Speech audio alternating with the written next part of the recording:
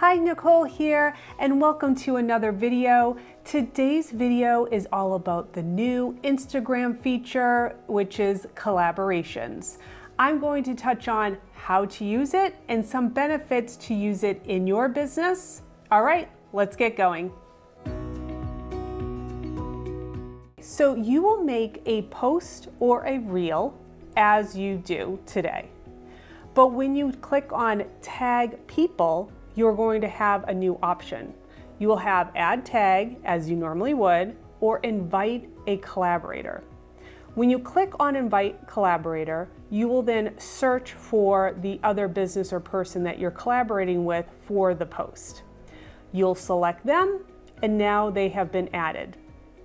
Once you share your post, they will receive a DM to invite them to collaborate. Once they accept this DM, this invitation, they will now have your post on their feed. You will share views, likes, comments, and their communities, so both of you can have really impactful results by doing this. At this time, Instagram is only allowing one collaborator for a post. When you are both using the same post, you will have both of your names on top of the post. So you'll see both of your handles.